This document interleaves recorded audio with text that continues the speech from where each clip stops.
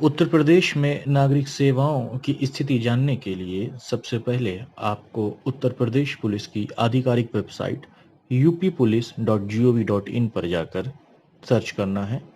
uppolice.gov.in पर जाने के पश्चात आपको CCTNS के ऑप्शन पर क्लिक करना है। वहां से आपको CCTNS रिपोर्ट्स पर जाना है।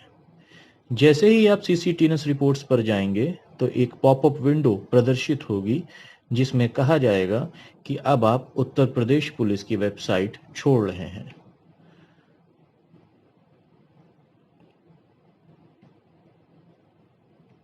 CCTNS रिपोर्ट्स उत्तर प्रदेश के में दर्ज हो रहे सभी अपराधों के बारे में विस्तृत जानकारी देता है। यहाँ आपको इतनी जानकारी रखनी है कि आपकी जो CCTNS ID है, यानी आपका PNO नंबर और जो पासवर्ड है, उससे आप CCTNS रिपोर्ट्स में लॉगिन कर सकते हैं। यहाँ आपको डैशबोर्ड का एक ऑप्शन दिख रहा होगा। डैशबोर्ड में सबसे पहले नागरिक सेवाओं की स्थिति में जाने के लिए आपको पुलिस डैशबोर्ड पर जाना है। पुलिस डैशबोर्ड पर आपको सिटीजन सर्विसेज के डैशबोर्ड 1 पर जाना है। डैशबोर्ड 1 पर जाने के पश्चात यहाँ पर आपको वह समय सीमा अंकित करनी है जिसमें आप सर्च करना चाहते हैं। यहाँ पर हम 1/1/2020 से आज तक का यानी 8 अगस्त 2022 तक का डेटा सर्च करेंगे। यह एक अनएडिटेड वीडियो है, इसलिए वीडियो हो सकता है कि थोड़ा लंबा हो जाए, लेकिन आपको मात्र एक बार देखना है। अब ये संपूर्ण प्रदेश का डेटा सर्च कर रहा है।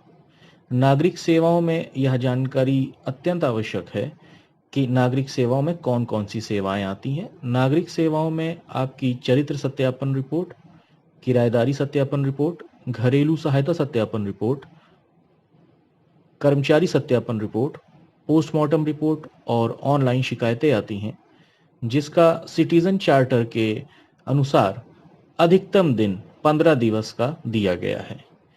सत्यापन का समय 5 दिवस थाने को, 5 दिवस DCRB को और LIU को और 5 दिवस कप्तान साहब यानी वरिष्ठ पुलिस अधीक्षक महोदय को प्रदान किया गया है कि 15 दिन के अंदर एक नागरिक को उसकी सेवा कंप्लीट करके प्रदर्शित हो जाए, चाहे वो स्वीकृत हो या अस्वीकृत हो। यहाँ समस्त जोन वाइज डेटा आ गया है, जोन और कमिश्नरेट का। यहाँ पर प्रयागराज जोन को टिक करेंगे।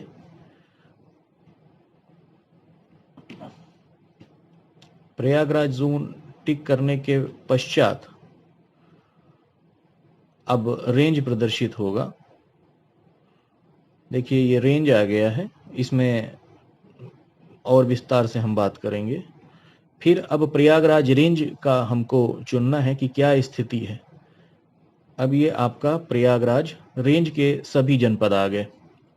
जैसे कि आप देख सकते हैं कि प्रयागराज में आज तक 31,114 चरित्र प्रमाण पत्र के अनुरोध प्राप्त हुए हैं, जिनमें से 25,025 अनुमोदित हुए हैं व 5,032 निरस्त हुए हैं। 826 प्रकरण ऐसे हैं जो समय सीमा के अंदर हैं, यानी 15 दिवस के अंदर हैं, व 231 प्रकरण ऐसे हैं जो डिफॉल्टर हैं, यानी 15 दिवस बीत गए हैं।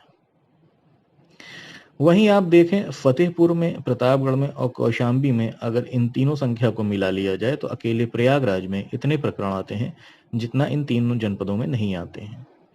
इसका अर्थ यह है कि प्रयागराज जनपद के नागरिक बहुत ज़्यादा ही जागरूक हैं और वह इस सेवा का भरपूर उपयोग कर रहे हैं।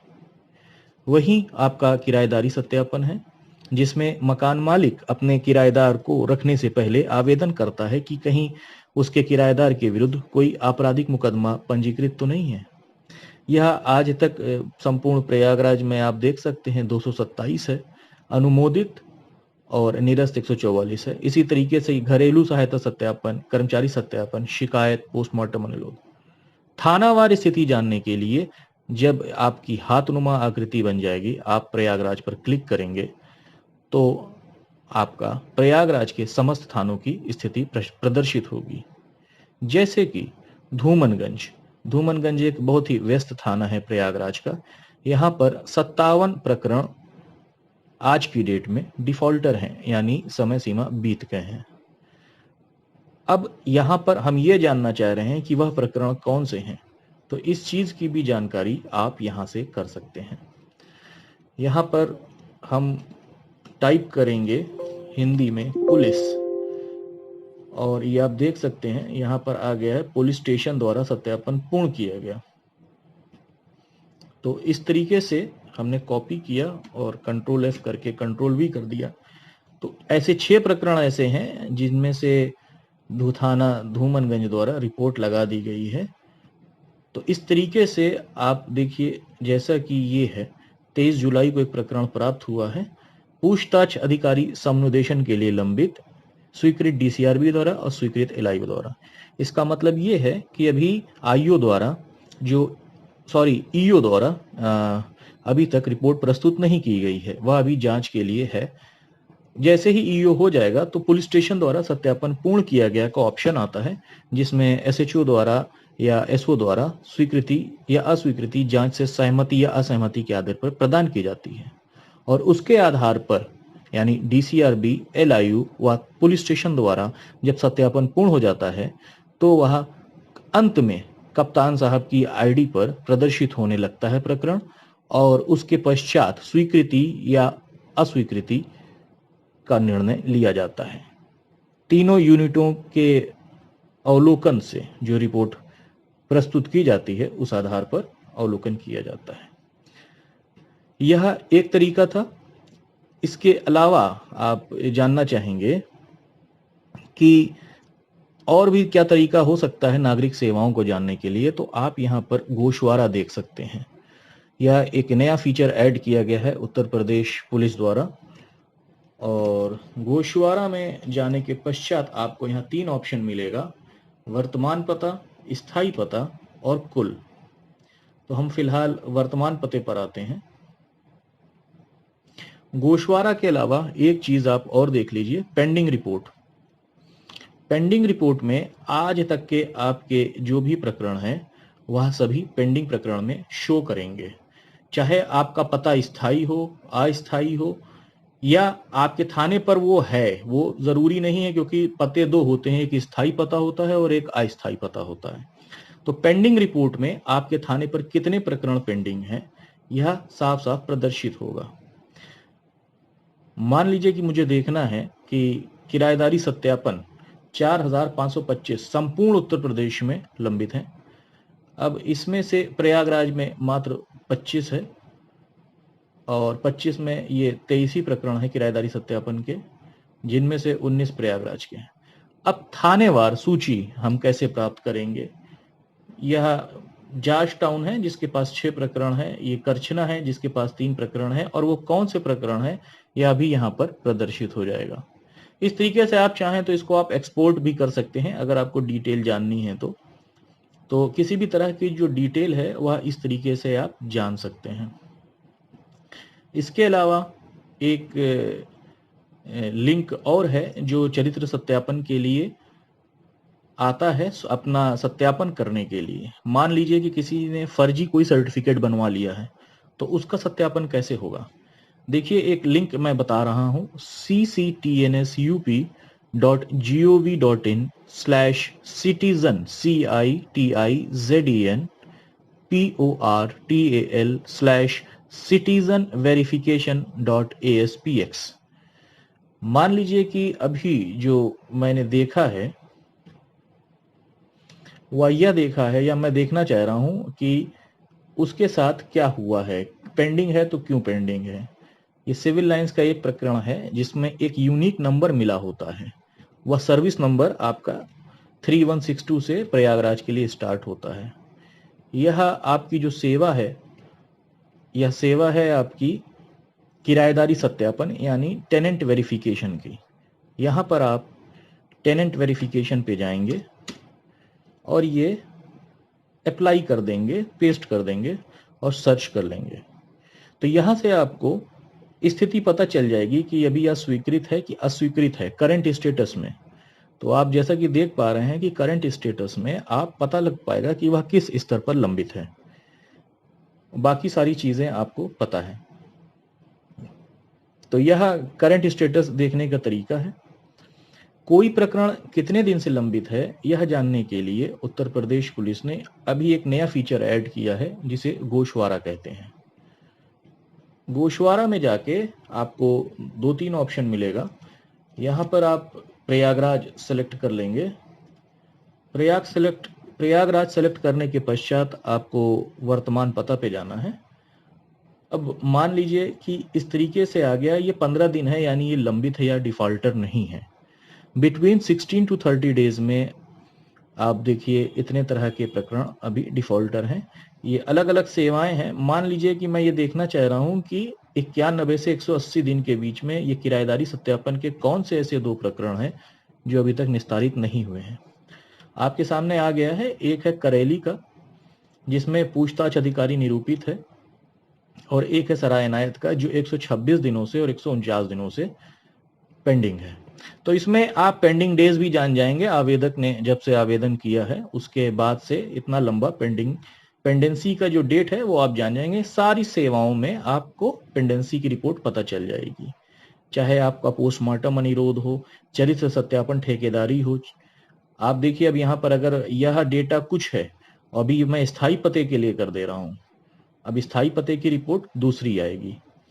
तो इस तरीके से देखिए स्थायी पते पे है, लेकिन थाने के पास ये है। वर्तमान पता और स्थायी पते से कोई लेना देना नहीं है, हमको तो कुल से मतलब है। टोटल जो हमारे पास जो हमको रिजॉल्व करना है टोटल डेटा, वो ये आपको सामने प्रदर्शित हो रहा है। तो इस तरीके से आपने समझा आज कि कैसे आप सिटीजन सर्विसेज पे अपने हिसाब से वेरिफिकेशन किसी का देख सकते हैं कि वह जो आवेदक है उसने सही प्रस्तुत की है रिपोर्ट की नहीं की है। क्योंकि पीडीएफ तो कोई भी बना सकता है आज के समय में, उसको वेरीफाई करने के लिए ये बहुत जरूरी है कि वह स्वीकृत है या अस्वीकृत है। एक प्रकरण मैं आपको दिखा देता हूं अगर सर्वर सही चलेगा तो। ये देखिए, ये अनुमोदित आवेदन ले लेते हैं। अनुमोदित आवेदन में कोई भी एक प्रकरण ले रहे हैं। अब मैं आपको बस ये दिखाना चाह रहा हूं कि कैसे ये काम करेगा।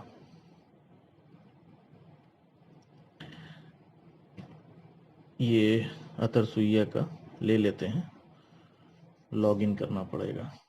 चलिए जल्दी से आपको मैं एक दिखा देता हूं ताकि आपको क्लियर हो जाए कि ये कैसे काम करेगा। कभी कभार आपका जो सीसीटीएनएस रिपोर्ट्स है वो आपकी सामान्य विंडो में नहीं खुलता है, तो उसके लिए आपको करना क्या है, आपको इनकॉग्निटो मोड पर जाना है। जैसे कि अभी आपने देखा, इनकॉग्निटो मोड पे जाकर के आप पेस्ट कर देंगे तो यह काम करने लगता है। यह सिक्योरिटी फीचर है जो प्रदान किया गया है। और यहाँ पर आए हमने क्लिक किया, अभी तक जो वहां नहीं खुल रहा था देखिए यहाँ खुलने लगा। तो इस तरीके से काम होता है।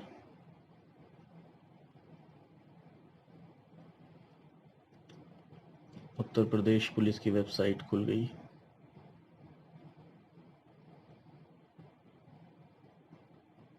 मान लीजिए ज़्यादा डेटा हो जाएगा तो समय लगेगा। हम 1 जुलाई से डेटा ले रहे हैं आज तक का, सिर्फ आपको दिखाने के लिए कि क्या चीज़ ऐसी है जिसके कैसे हम सत्यापित करेंगे कि कोई भी प्रकरण है तो सही है या गलत है। आपके पास कोई प्रकरण आया और उसमें बताया गया कि आपको वेरीफाई करना है, या आप स्वयं चाह रहे हैं कि जो रिपोर्ट है, अगर आप एम्प्लॉयर हैं तो आप कैसे इसको देखेंगे। तो कोई भी प्रकरण हम उठा ले रहे हैं। मान लीजिए ये है, एक नंबर है, इसको हमने कॉपी कर लिया।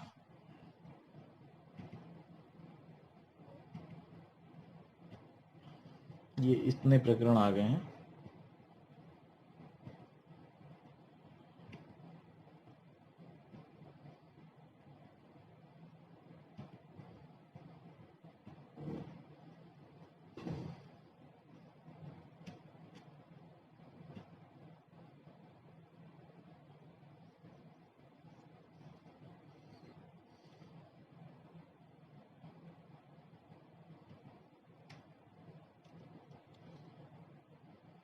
सिटीजन पोर्टल पर आ जाएंगे। सिटीजन पोर्टल पर आने के पश्चात हम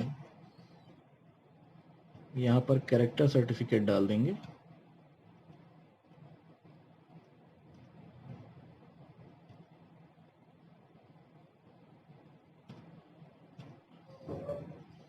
यहाँ पर आप देख सकते हैं कि करंट स्टेटस स्वीकृत हो गया है।